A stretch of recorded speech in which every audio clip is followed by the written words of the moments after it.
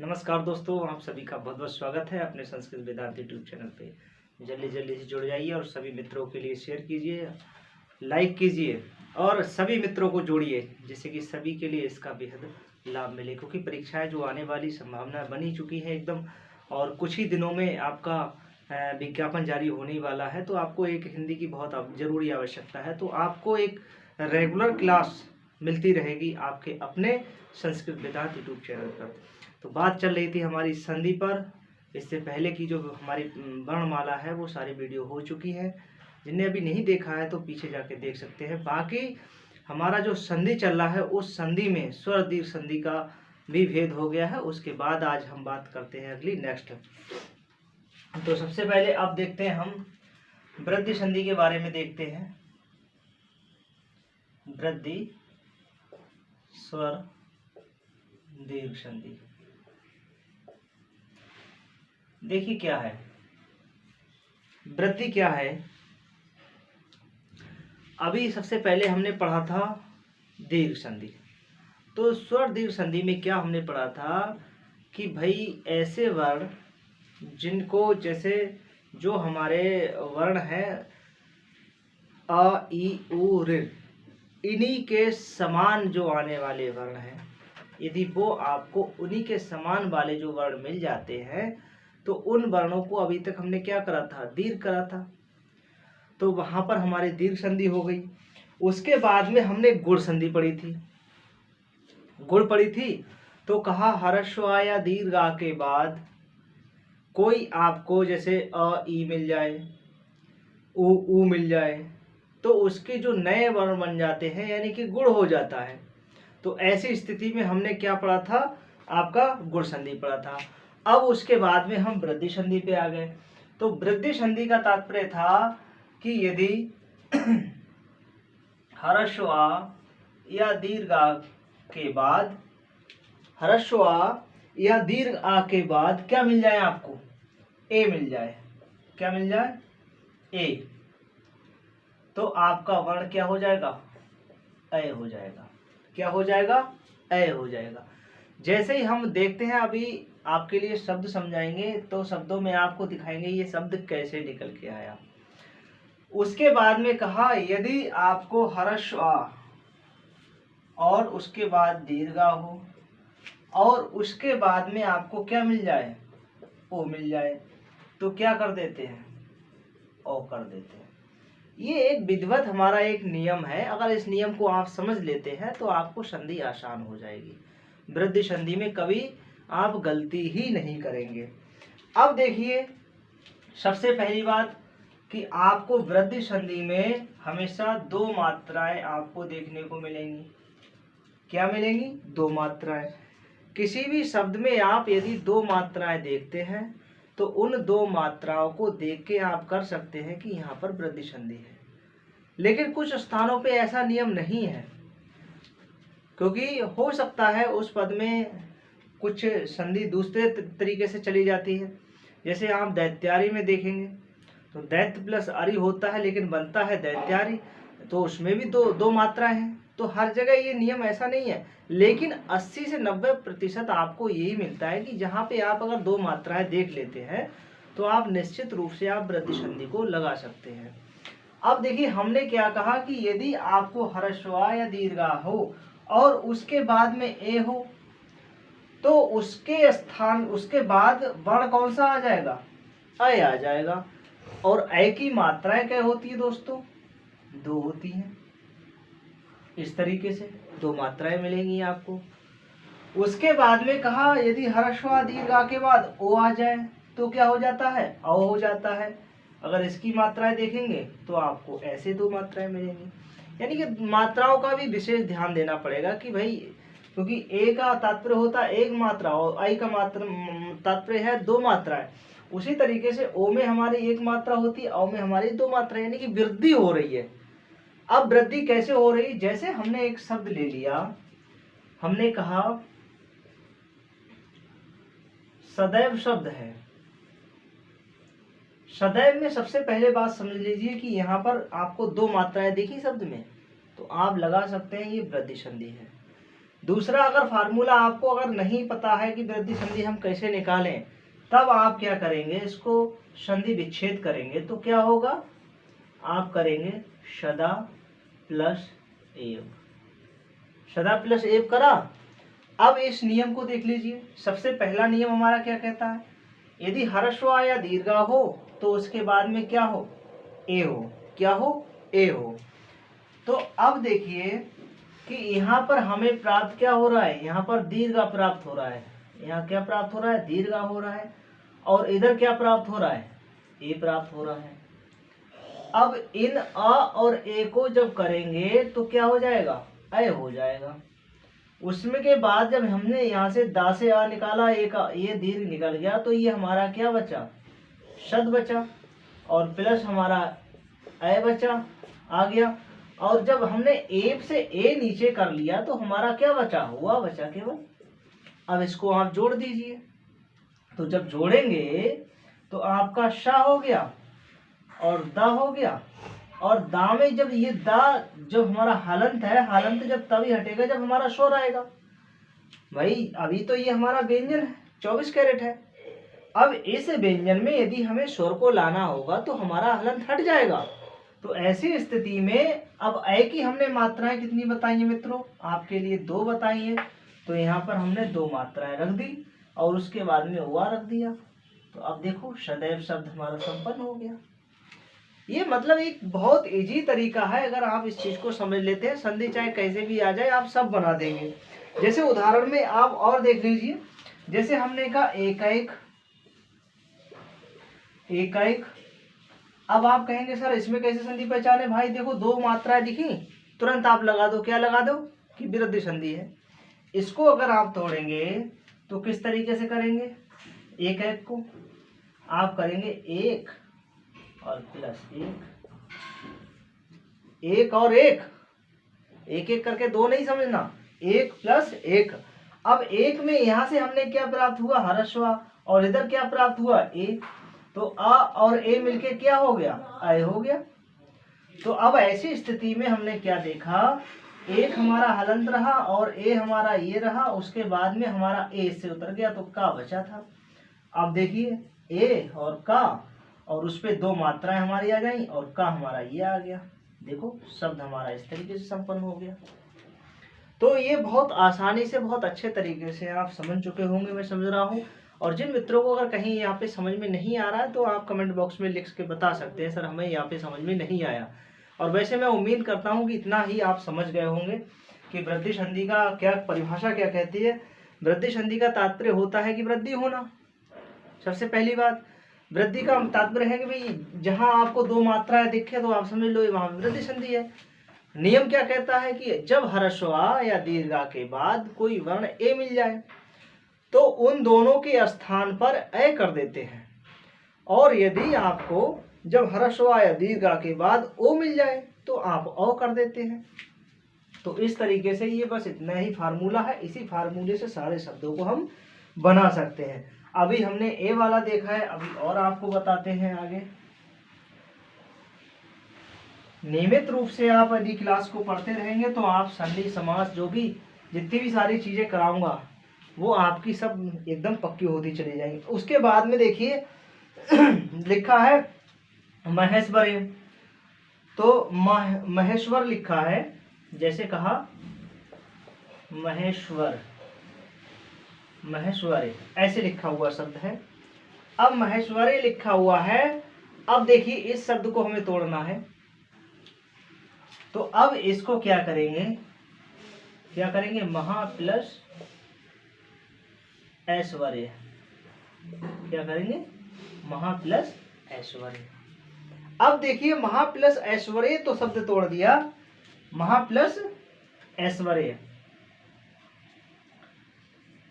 ये आ जाएगा, नहीं आपका ऐश्वर्य ही आएगा ये इस तरीके से। अब यहाँ पर हमें क्या प्राप्त हुआ, दीर्घ हुआ, यहाँ पे क्या प्राप्त हुआ, ए हुआ, दोनों मिलके क्या हो गया, अ हो गया। तो ये महा प्लस ऐश्वर्य शब्द आपका बन गया। उसी तरीके से और भी शब्द आप देख लीजिए,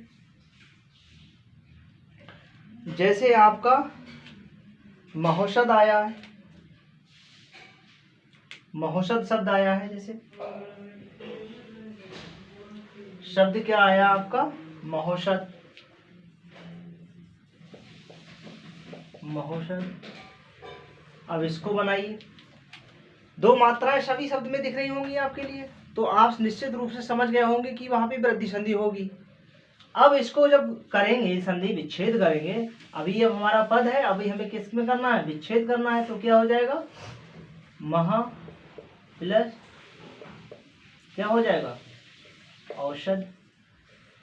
अब यहाँ पे क्या हो गया, आ हमें प्राप्त हुआ है कौन सा, दीर्घ, प्लस औ प्राप्त हुआ है, तब भी हमारा क्या हो गया, औ ही हो गया, तब भी हमारा क्या हो गया, औ हो गया।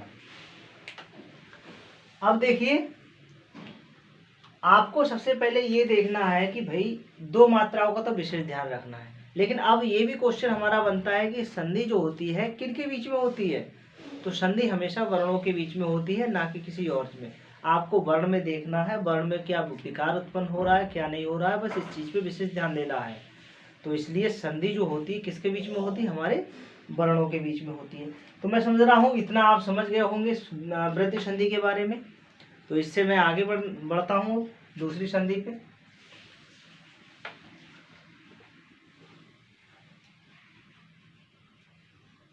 वृद्धि के बाद हम देखते हैं यण संधि। क्या देखते हैं, यण स्वर संधि। सबके आगे स्वर जरूर लगा देना। कभी कभी ऐसा होता है आपसे भेद ही पूछ लेगा, कहेगा बताइए इसका भेद है, जो उस भेद का क्या नाम, मतलब किस संधि का भेद है। जैसे आपसे यड़ पूछ लिया या अयादि पूछ लिया, ये छोटे छोटे क्वेश्चन है, लेकिन अगर आप नहीं समझेंगे तो यही आपको कंपटीशन से बाहर कर देते हैं। तो जैसे आपसे पूछ ले कि गुण संधि बताइए किस संधि के अंतर्गत आता है, वृद्धि संधि किसके अंतर्गत आता है, अयादि संधि किसके अंतर्गत आता है, तो ये संधि जब हमें पता है कि ये हमारी स्वर दीर्घ संधि के अंतर्गत आ रही है, तो उसी का भेद हम बता देंगे। अब यड़ में देखिए क्या है, यड़ में कहा कि यदि यड़ प्रत्याहार के, अगर जो यड़ एक प्रकार का, आप संस्कृत से पढ़े होंगे या ना समझे होंगे तो समझ लीजिए यड़ हमारा एक प्रत्याहार है। तो यड़ प्रत्याहार के अंतर्गत हमारा क्या आता है, आपके इसके अंतर्गत आपके जो वर्ण आएंगे वो क्या आएंगे, ई, यड़, या, वा, र, ला। जब यड़ करेंगे तब आप देखिए इसका वर्ण दूसरे तरीके से बताते हैं आपको। जब आप यड़ करेंगे तो यड़ में कहा यदि हर्ष ई या दीर्घ या उ या दीर्घ उ के ऋण के बाद कोई क्या मिले, असमान स्वर मिले आपको, इसके बाद क्या मिले, असमान स्वर मिले, तो अब क्या हो जाता है उसके स्थान पर। जैसे आपने देखा कि यदि हर्ष ई या दीर्घ, हर्ष ई या दीर्घ, कहा हर्ष उ या दीर्घ उ, कहा ऋण, ये वर्ण है, तो कहा इसके बाद में कोई भिन्न स्वर मिले, क्या मिले, कोई, चाहे यहां पर आप असमान लगा सकते हैं, असमान स्वर या आप कर सकते हैं भिन्न स्वर, दोनों का मतलब एक ही होता है, या भिन्न स्वर आपको मिल जाए, तो कहा आप इनके स्थान पर क्या कर देते हैं, तो आप जो ई होगी उस ई के स्थान पर क्या कर देंगे, या कर देंगे, ऊ के स्थान पर वा कर देंगे, ऋण के स्थान पर र कर देंगे। ये क्रम है, बस ये चेंज करना है हमें, यड़ में ये हमें चेंज करना है। क्या चेंज करना है कि देखिए यहां से हमने हर्ष ई दीर्घ ले ली है, कहने का मतलब है कि आपको ऐसे भी मिल सकता है ई उ ऋ, ठीक है। इसके बाद कोई मिले कैसा, असमान स्वर मिले, ऐसा नहीं समान स्वर, अगर समान स्वर होगा तो हमारी दीर्घ संधि हो जाएगी, जो सबसे पहले हमने पढ़ा है। तो हमारी जब स्वर समान मिल जाएंगे तो दीर्घ संधि हो जाएगी, लेकिन यह नियम क्या कह रहा है कि जो बाद वाले वर्ण होंगे वो कैसे होंगे, असमान होंगे, मतलब इससे थोड़े असमान होंगे, इससे थोड़े अलग हटके वर्ण मिलेंगे, लेकिन होंगे स्वर के ही। तो कहा कि ये अब इनके स्थानों पे क्या हो जाएगा, जो ई होगा उसके स्थान पर या हो जाएगा, जो उ है उसके स्थान पर वा हो जाएगा और जो ऋण है उसके स्थान पर रा हो जाएगा। ये नियम इसका है। अगर आप इस नियम को समझ चुके होंगे तो मैं आपको आगे थोड़ा शब्द भी बताता हूँ और शब्द के माध्यम से भी आप सीख सकते हैं। जैसे शब्द में आपसे कहा हमने, देखो कहा यद्यपि करना है, शब्द है हमारा यद्यपि, ठीक है। अब इसको जब संधि विच्छेद करेंगे तो क्या करेंगे, कहेंगे यदि प्लस अपि। संधि विच्छेद क्या करेंगे, यदि प्लस अपि। अब देखिए जो हमारा यहाँ पर जो ई है, अब ई का क्या कर दिया गया है, या कर दिया गया। कैसे, देखिए ये यद आ गया और इसमें ई है, ई विद्यमान है और प्लस अपि है। देखिए तो अब इस ई के स्थान पर हमने क्या बदला, या। ई के स्थान पर हमने क्या बदला है, या बदला है। अब इस या को अगर हम जोड़ेंगे तो देखिए श, तो हम करेंगे या और इसी दा है और इस दा में या मिला देते हैं, जो जो इस तरीके से होता है। तो यही ऐसे करके हो जाता है और ये अपि है, तो ये हमारा जो शब्द है इसमें जुड़ जाएगा तो यद्यपि हो जाएगा।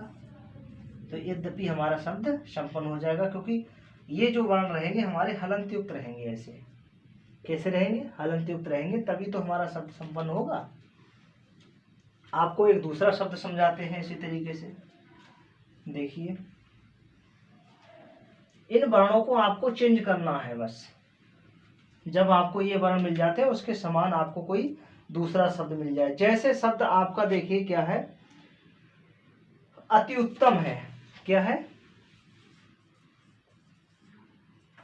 अति उत्तम। अब देखिए अति उत्तम शब्द है, अब इसका हमें संधि विच्छेद करना है। तो आप क्या करेंगे, अति प्लस उत्तम।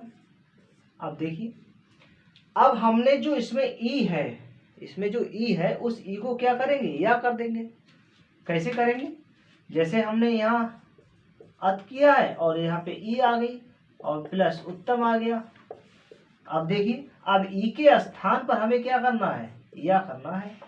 तो शब्द बनाएंगे आ और ता हमारा आधा है तो ता आधा हो गया, या हमारा है ये वो भी हलंत युक्त है ये, तो ये हमारा ये आ गया। अब उसके बाद में ये देखिए इधर उत्तम लिखा हुआ है, तो उत्तम में जो ऊ है वो हमारा इस पे चला जाएगा और इस तरीके से समास शब्द हमारा संपन्न हो गया। इतना समझ रहे होंगे आप।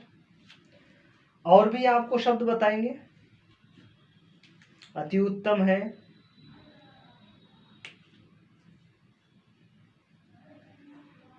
जैसे बद्धुआलय शब्द है, मध्वालय। एक शब्द और देख लीजिए, शब्द क्या है, मध्वालय। आप देखिए यहाँ को इसको तोड़ेंगे तो कैसे, देखो पहले शब्द दिख रहा है आपको, यहाँ हुआ दिख रहा है। आप समझ लीजिए ये शब्द क्या है, मधु प्लस आलय। आलय मीन्स घर। अब देखिए यहाँ पर जो मधु है तो मध हम अलग करेंगे, मध क्या करेंगे, अलग करेंगे और हलंत कर देंगे। इसमें क्या विद्यमान है, ऊ विद्यमान है और उसके बाद क्या है, आलय है। अब इस ऊ के स्थान पर क्या करेंगे, उआ करेंगे। क्या कर देंगे, उआ कर देंगे। तो अब देखिए यहाँ पर माँ हो गया और धा आधा हो गया ये, और उसके बाद में क्या है, उआ है। अब वा में हमारा दीर्घ इसमें जुड़ जाएगा और लय हो जाएगा, तो मध्वा लय। ये देखिए शब्द हमारा इस तरीके से संपन्न हो गया। कहने का तात्पर्य है दोस्तों, अगर आप दोनों संधि अगर सीख, जैसे अभी मैंने आपको दो संधियां बताई हैं, उन दो संधियों में आपको सबसे पहले वृद्धि संधि बताई है। उस वृद्धि संधि में क्या था, बस नियम फॉलो करना है। आप नियम को अगर समझ लेंगे तो आपको पांच शब्द कैसा भी आ जाए आप बना सकते हैं। जैसे कि उसमें कहा कि यदि ह्रस्व या दीर्घ के बाद आपको क्या मिल जाए, ए मिल जाए, तो हम क्या कर देते हैं, दोनों के स्थान पर ए कर देते हैं। उसी तरीके से जैसे हमने कहा ह्रस्व या दीर्घ के बाद क्या मिल जाए, ओ मिल जाए, तो आप क्या कर देते हैं, औ कर देते हैं। तो ऐसे कई शब्दों में देखा गया, जैसे सतैव है, तथैव है, महोदधि है, या बनौषधि है, इन सारे शब्दों में आपको वृद्धि संधि देखने को मिल जाएगी। दूसरा, वृद्धि संधि में एक और आपको बताया कि 80 से 90% आपको ये मिलेगा कि उसमें 2 मात्राएं मिलेंगी। तो 2 मात्राओं वाला शब्द देखेंगे तो तुरंत समझ लीजिए यहाँ पे वृद्धि संधि हुई है। उसके बाद में हमने यड़ संधि सीखी है। यड़ संधि में कहते हैं कि ई या ई और ई उ और ऋ, तो कहा ये जो हमारे शब्द आते हैं तो इनके स्थान पे, इनके बाद कोई असमान स्वर आ जाए, इनके बाद में क्या सम आ जाए, असमान स्वर आ जाए, यानी कि उनसे थोड़ा भिन्न आ जाए। अगर उसी की तरह समान होगा तो दीर्घ संधि हो जाएगी। लेकिन जब ये आएंगे तो ई के स्थान पर हुआ हो जाएगा, ऊ के स्थान पर हुआ हो जाएगा, ई के स्थान पर या हो जाएगा, ऋ के स्थान पर रा हो जाएगा। तो ऐसे हमारी यहाँ पर जो है यड़ संधि संपन्न होती है। आज तक के लिए बस 2 ही ये संधि समझाते हैं, नेक्स्ट हम फिर मिलते हैं। आज तक के लिए बस इतना ही। जय हिंद, वंदे मातरम।